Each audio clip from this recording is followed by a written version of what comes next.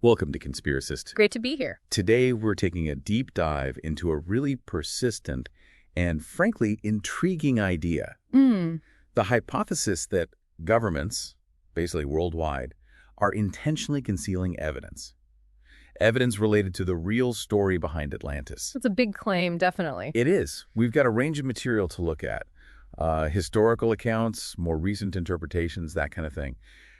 Our goal here is to rigorously evaluate the evidence, the reasoning people put forward for this deliberate concealment idea. And to do that properly, we really have to start at the beginning, right? The foundation of the whole Atlantis story. Which comes from Plato. Exactly. Plato's dialogues, Wow. specifically the Timaeus and the Critias. These are our primary sources. Okay. And in those texts, Atlantis is painted as this major sea power, technologically advanced, supposedly located beyond the Pillars of Hercules. Which we know is the Strait of Gibraltar. That's the one. So outside the Mediterranean, in the Atlantic. And Plato doesn't just sketch it out vaguely, does he? I mean, he gives quite a bit of detail. Oh, absolutely. He describes a very sophisticated society, advanced knowledge, impressive architecture, a powerful military structure. And rulers descended from a god, Poseidon. Correct. That too. The idea is that it served his rhetorical goals, exploring themes of ambition, moral decline, societal virtue, all through this story of a great power that ultimately collapses. Plato explicitly says it sank in a single day and night of misfortune. A cautionary tale then. That's certainly a very strong interpretation within classical studies. Okay. So we have this foundational story, possibly allegorical, possibly historical, or maybe a mix. Now let's get to the core of our discussion today. Yeah. This claim that actual physical evidence of Atlantis exists, but governments are actively hiding it. What's the reasoning behind that claim? Why would they do it? Well, this is where it gets interesting. In the material we've looked at, the focus tends to be more on presenting things as potential evidence for Atlantis itself, Okay. and less on providing, say, documented proof or explicit reasons why governments would undertake such a massive coordinated cover-up. The concealment idea often seems to follow from the belief that the evidence must exist and isn't widely accepted. So it's almost an assumption. If evidence exists but isn't public knowledge, it must be suppressed. It often appears that way in the arguments, yes. The focus is on finding Atlantis, and the lack of official confirmation gets interpreted as obstruction. Got it. So let's examine some of this potential evidence that gets brought up. Geology and archaeology often feature heavily.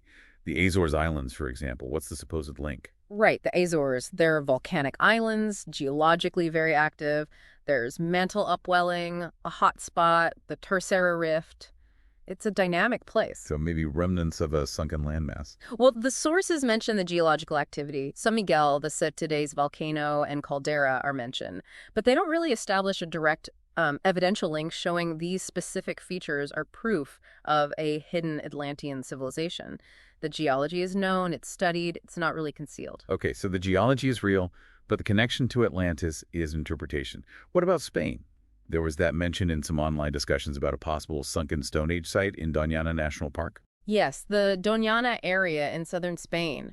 The idea there is that maybe a real, much older settlement could have inspired Plato's story later on. So not Atlantis itself, but the seed of the myth.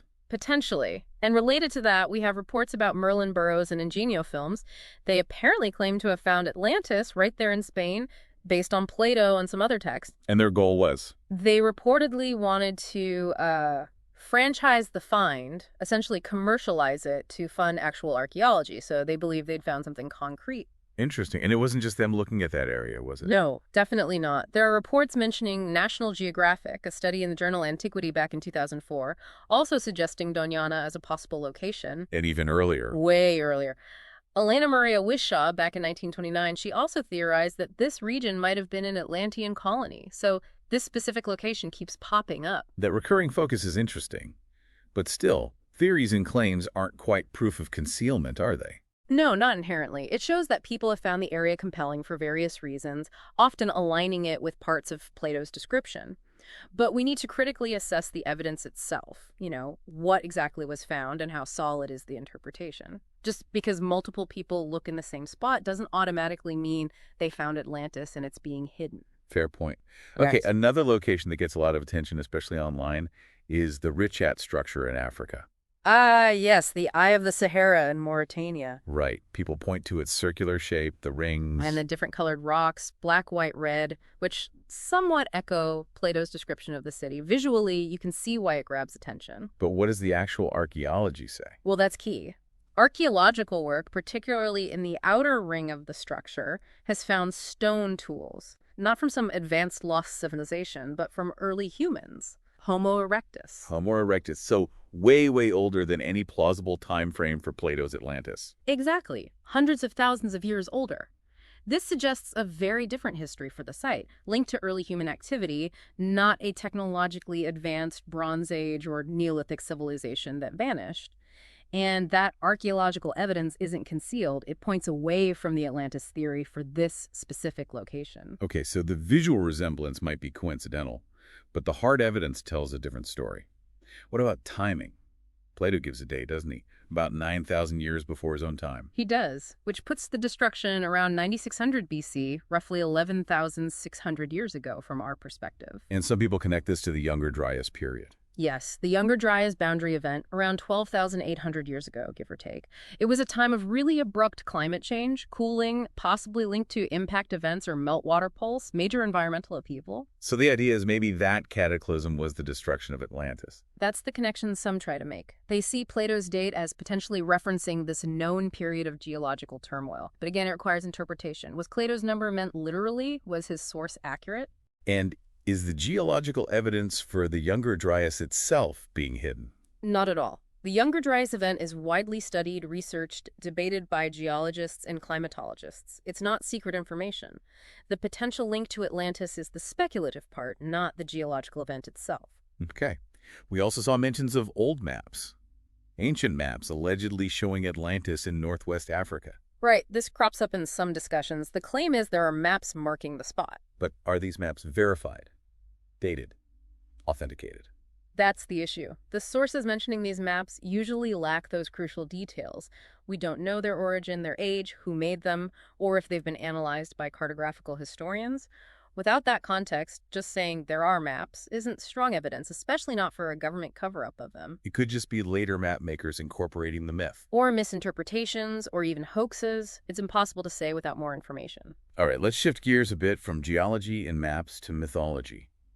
Atlantis is sometimes linked to flood myths, right?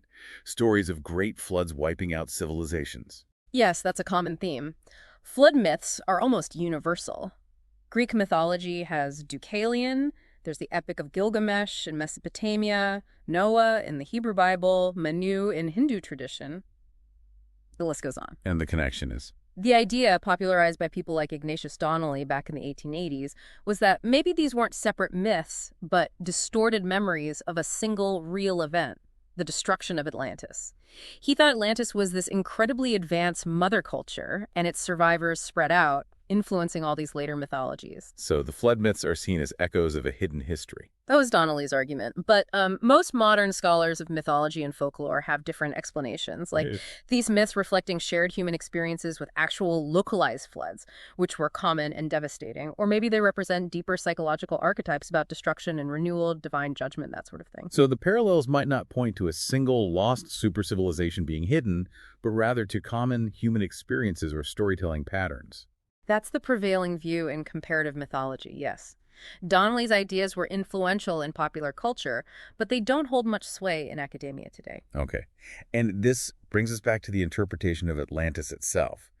Beyond the search for physical evidence, there's the whole philosophical and literary angle. Absolutely. And for many scholars, this is the most convincing explanation, that Atlantis was Plato's invention, first and foremost. A tool for teaching. A literary device, an allegory, a fable to explore complex ideas about politics, ethics, power, the ideal state.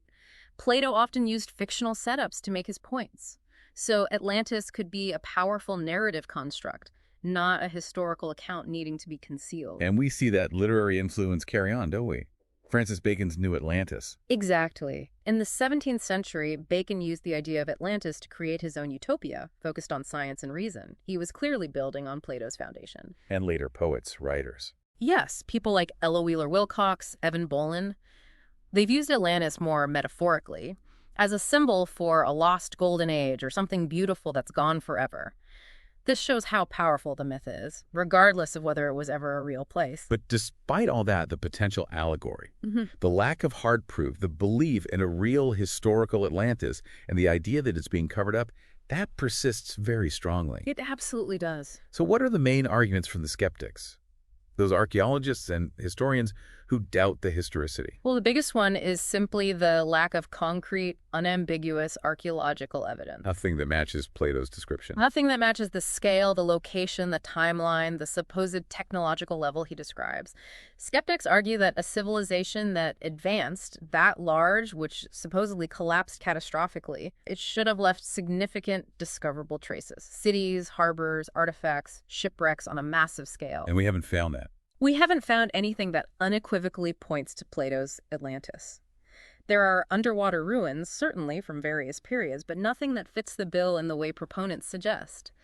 The absence of evidence, in this case, is seen by many as significant. There's also critique sometimes about the motivations behind the search, isn't there? Pseudo-archaeology. Yes, some critics argue that the relentless search for a historical Atlantis can sometimes veer into pseudo-archaeology.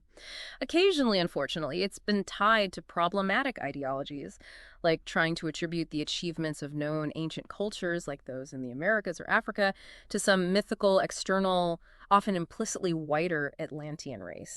Undermining indigenous achievements. That has been a criticism leveled at certain interpretations, yes. It's a reminder to be critical about the underlying assumptions in some Atlantis theories.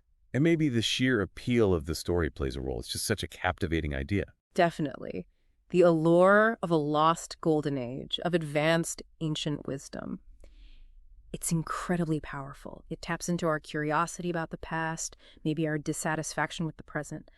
That narrative strength can make people want it to be true. So much so that the lack of proof gets reinterpreted as proof of a cover-up. That seems to be the leap some make, yes. If something so grand must have existed and we can't find it, then powerful forces must be hiding it. It avoids confronting the possibility that it simply didn't exist as described. Okay, so we've covered quite a bit. Plato's original account, the different theories about what it meant, the specific locations proposed, like the Azores, Spain, the Ricat structure. The geological and mythological connections people try to make. And the counter-arguments from mainstream archaeology and history, mainly focusing on that lack of solid evidence. And throughout, the recurring theme of alleged governmental concealment, which seems more like an inference based on belief in Atlantis, rather than something supported by direct evidence of concealment itself. Right. When you try to evaluate that concealment hypothesis directly, it seems to rest heavily on the assumption that Atlantis was real and technologically advanced in the way Plato described. Exactly. Without verified proof of the thing being concealed, the claim of concealment itself is hard to substantiate. You need evidence A, Atlantis existed as described, before you can really argue for B. Governments are hiding evidence A. And evidence A remains elusive, according to the majority of scientific and historical consensus. It really forces us to think about how we interpret ancient stories, doesn't it? Yeah. And what counts as evidence versus speculation. It does. The whole Atlantis saga is a fascinating case study in how myths endure, how they inspire searches for truth, but also how they can lead down paths of speculation, sometimes far removed from rigorous scientific or historical methods. The mystery continues, clearly. It keeps sparking debate, fascination. And it leaves us with a question for you, the listener. How do we draw the line between a compelling story, a myth that resonates deeply, and a historical fact backed by evidence, especially when that story involves claims of secrets and hidden knowledge? What standards do you use when faced with extraordinary claims about our past, particularly those alleging vast conspiracies? Something to think about. Indeed. Thanks for listening to Conspiracist.